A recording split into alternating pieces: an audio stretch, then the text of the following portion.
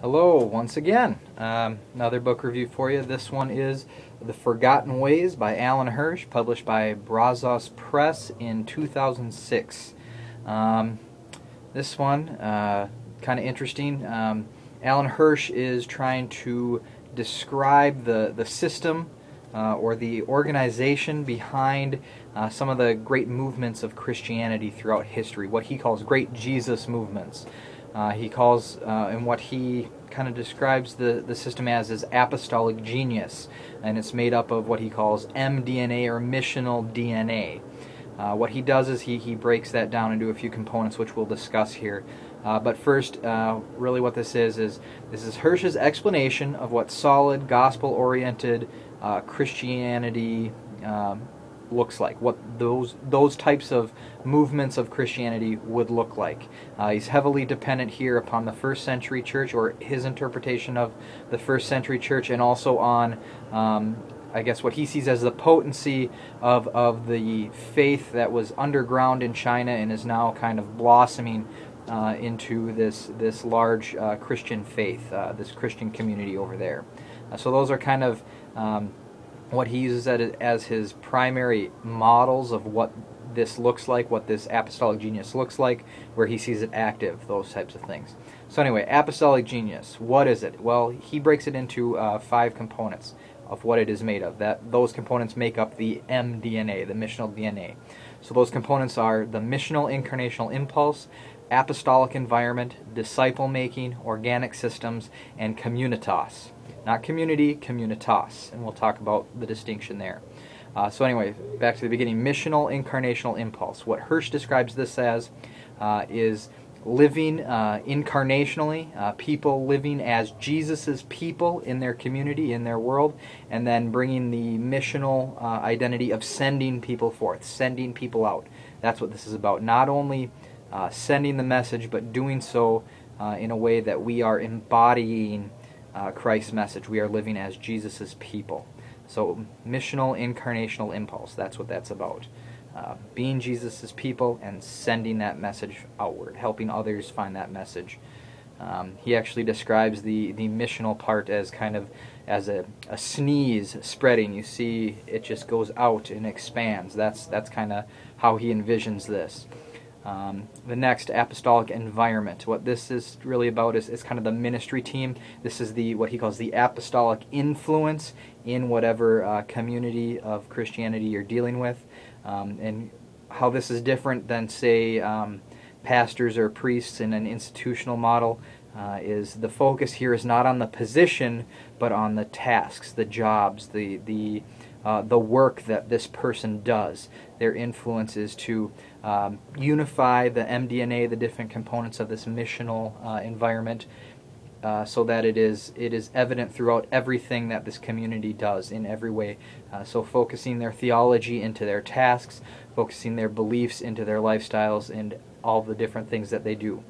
This is the apostolic influence. He calls it the apostolic environment. Again, it's kind of that central person that is there to provide that stability and that framework all through that Christian perspective, bringing it back to the theological focus in all things that they do. But again, the focus there is on the work that this person does, the service that they provide for the community. They are serving for Christ, for Christ's body, as opposed to just their position. They are this person, and it's inherent to that position. No, it's the work that they do that is important, not their position.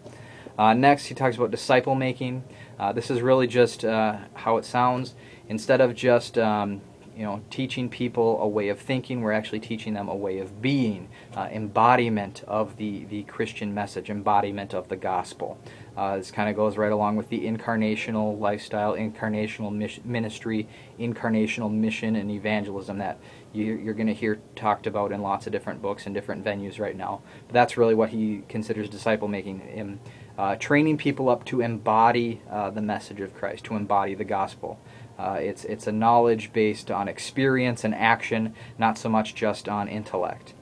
That's what disciple making is about. People that actually live out, making people that are trained to actually live out their faith. Next, organic systems. That's kind of just how it sounds. Instead of a central institutionalized, rigid structure for how these Jesus movements work. He sees it more as an organic system, something that develops naturally, groups of people that kind of connect on their own and are interrelated with other groups, more like a network as opposed to a centralized kind of structure of power. Things are very, very maybe sporadic almost, but the connections are there where they need to be, much like a networking map for some computer site or for a website. For even Facebook, we talk about social networking. You don't have just one central avenue for your friends and your contacts. You have contacts from all over the place, all connected through you, kind of a thing. That's what he's thinking of as organic systems. Again, not a rigid, centralized, institutionalized structure, but a more organic, natural way of groups kind of connecting, assembling themselves and connecting to others based on a need and based on action. Next, communitas. So this one, we've been talking a lot about community and how that's kind of a central feature of emerging Christianity. Well, Hirsch actually takes it another step and brings it to communitas. And what he views communitas as, is a community that has been strengthened in unity through some sort of ordeal that they have faced together.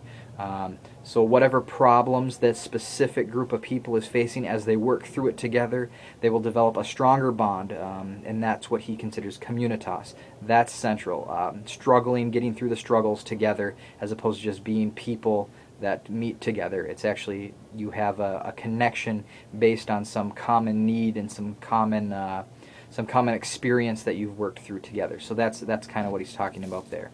So that's generally an overview of the book.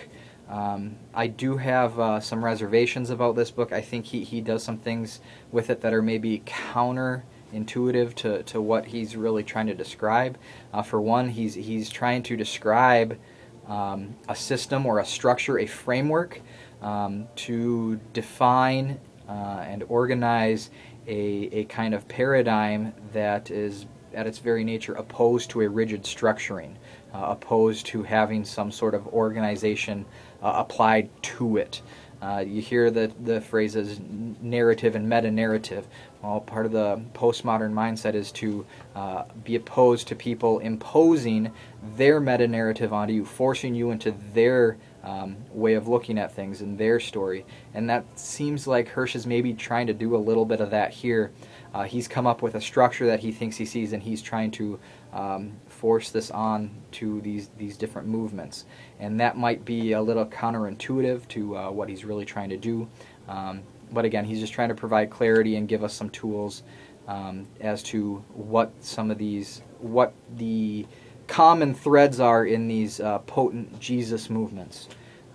But maybe a little something to think about there. The other thing is maybe he's just, it feels to me like maybe with all this organization, with these structures that he's building and defining, it kind of seems like he's just building another model, another way to try to put things together. I mean, we've got the simple church model, we've got the church unique model, we've got strategic planning, we've got all the church growth models, all these different things. It could be seen as what Hirsch is doing as just another model, another way to possibly organize and do church, what it means to be a Christian, what it means to be a community of Christ. He's just giving us another way in which to do that.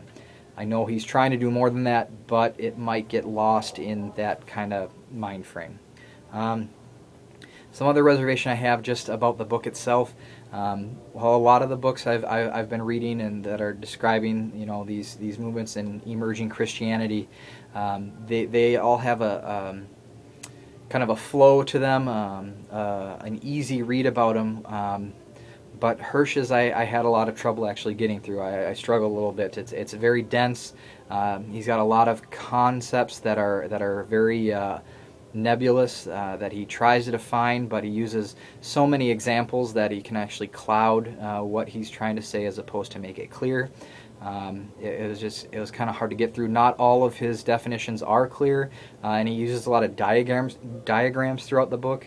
I didn't find very many of those helpful either. They really didn't seem to encapsulate visually the image they were trying to, or the concept they were trying to convey.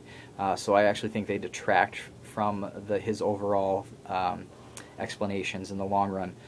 But I mean, he's got some great stuff here at the core. I just think maybe the execution isn't as concise and clear as it could have been. But overall, I think he's given us some great tools to maybe think about. Some organizational tools, for example, could be good in the ways he talks about doing ministry, and of course we want to build disciples. Of course we want to be missional and incarnational in our lives as Christians.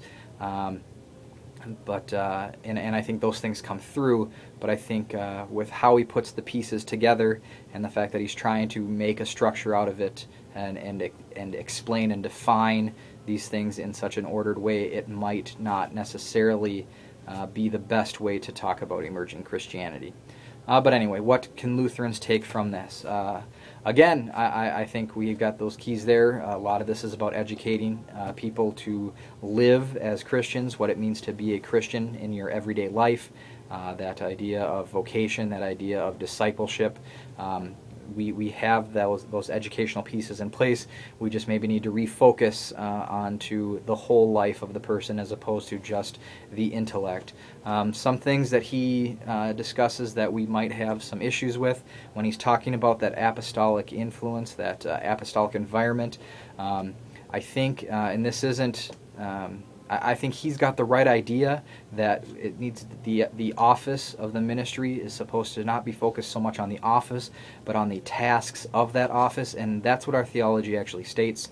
The ministers, the pastors, priests, however you want to define it, they are in a position of service to the congregation, of service to the community in Christ, and I think if we need to maybe refocus on that a little bit.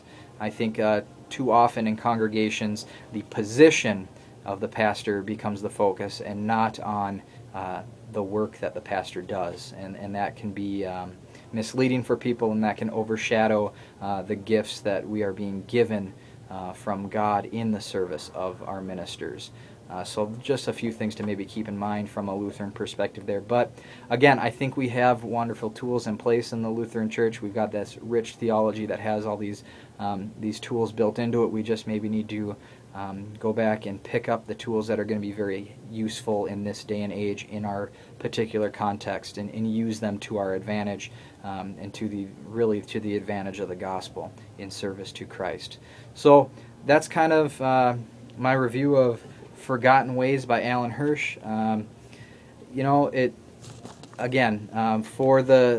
For maybe the shortcomings of this book, it's still probably something that you could get a lot out of by reading, just because he gives some definition to some of the concepts we're seeing in this emerging Christianity movement and in effective Jesus movements throughout history. So again, The Forgotten Ways by Alan Hirsch. Hopefully you can get something out of it. Thanks. Bye.